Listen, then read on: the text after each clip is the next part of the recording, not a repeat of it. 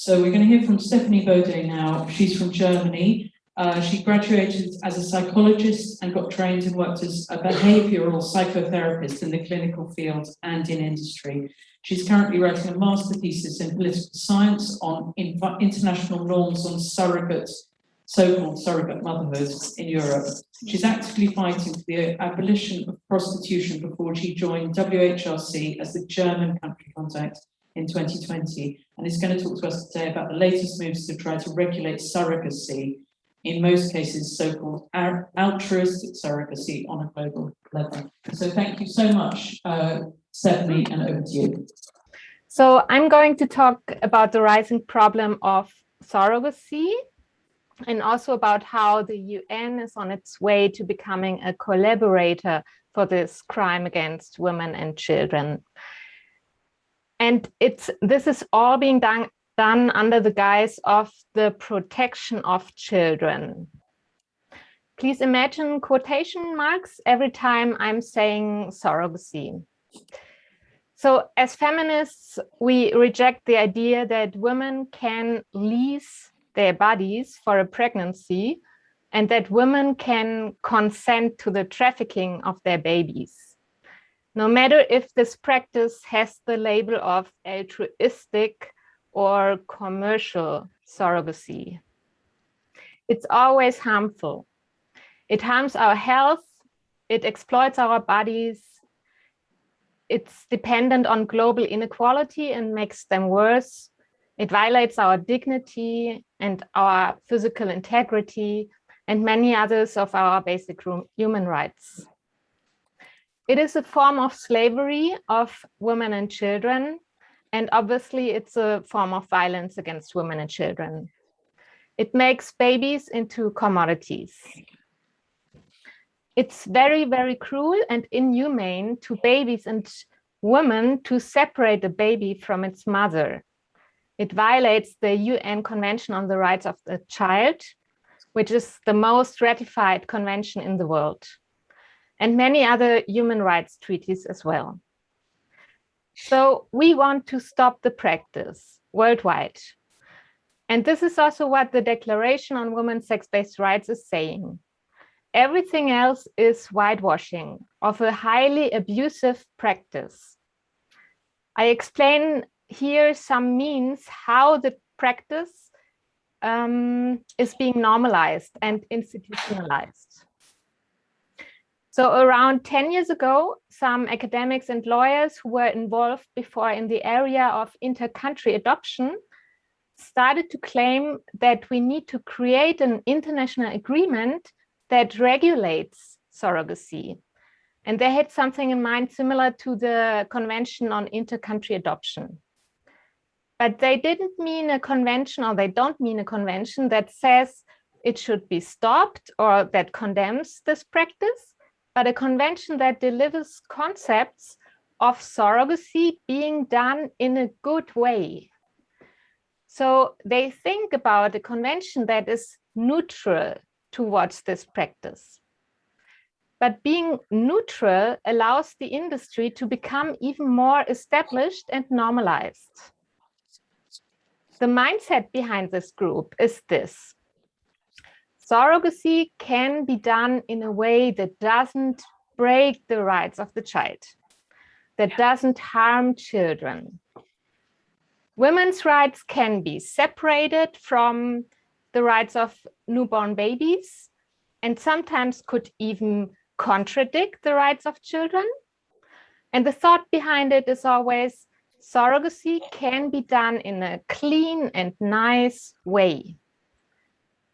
In March 2021, the International Social Service, which is a global network based in Geneva that claims to protect children and actually was involved in scandals around inter-country adoption in the last decades, launched an instrument to promote these ideas. And it's called the Verona Principles. So they call it differently, like they say this instrument protects the rights of children. And this is an example of what this camp has in mind when asking for an international agreement.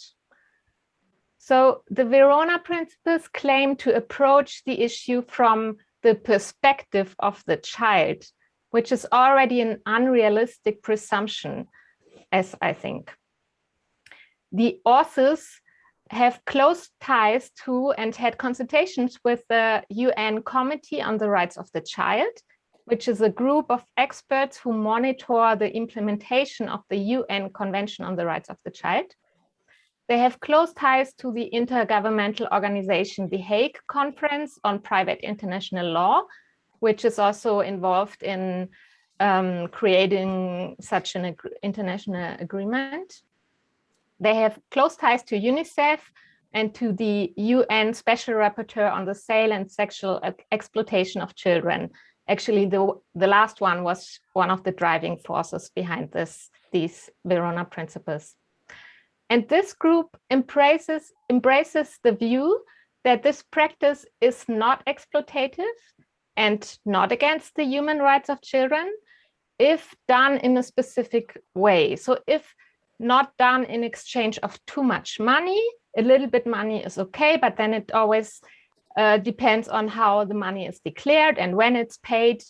And if the mother really gives her true free consent. So it involves safeguarding procedures, for example, like making criminal background checks of the women who are being exploited and of the couples who want to buy babies, making psychological assessments of these two parties, and ongoing psychological counseling of these two parties. And the assessment is related to checking if the woman is resilient enough to survive the abuse. And also it contains the rule, for example, that if the mother changes her mind and wants to keep her baby after it is born, then she can go to a court and ask for permission, and the judge will then decide what is in the best interest of the child. So here, what you can see is that the position of the mother is even worse than in the Convention on Inter-Country Adoption, where a mother was still able to decide if she wants to keep a child or not. So people are being gaslighted by these principles and other instruments into accepting the idea of surrogacy by these safeguarding rules. Yeah. And another means is to bring health professionals into the picture.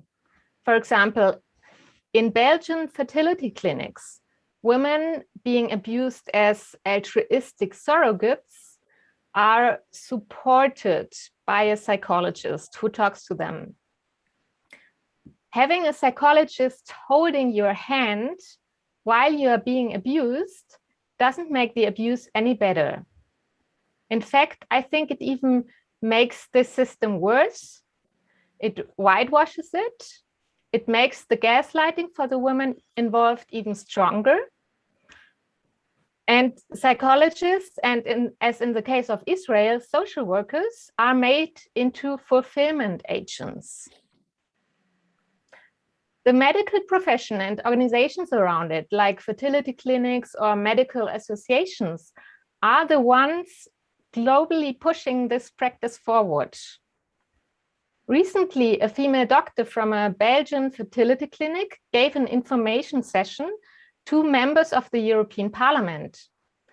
And even politicians who are critical of the practice suggested that this doctor might do it out of humanitarian reasons. Sorry to disappoint you. These doctors don't care about women and children. Such information sessions are straightforward lobbyism driven by the capitalist patriarchy. Unfortunately, the UN Committee on the Rights of the Child supports these Verona Principles. They write in an introductory note that surrogacy, quote, leads to serious violations of the rights of those involved, first of all, children, end quote. Again, this implies that the practice itself is okay. only the consequences are seen as a problem. UNICEF uses a similar language and recommends the Verona Principles in their new child protection strategy. UN Women is mainly silent towards this practice, which is a scandal. And the UN Population Fund even openly promoted this practice lately in a report where they stressed the idea of free choice of those women who are abused. So these regulating people, they say that the problems of surrogacy are commissioning couples changing their mind, exploited women changing their minds, deferring legislations around the world because it makes everything more complicated for the buyers, baby farms and other abusive practices of surrogacy, lack of screening of baby buyers, or lack of consent of the exploited women. We say surrogacy itself is the abuse. And you can solve all the other problems when you ban it worldwide. States must send babies back to their first mother. People who want to buy babies must be punished harshly and still pay for the living costs of these children. States must ban baby fairs and other advertisement of this industry. They must start educating the public. And the UN has to stop collaborating with this criminal industry and get in touch with real feminists. Thank you.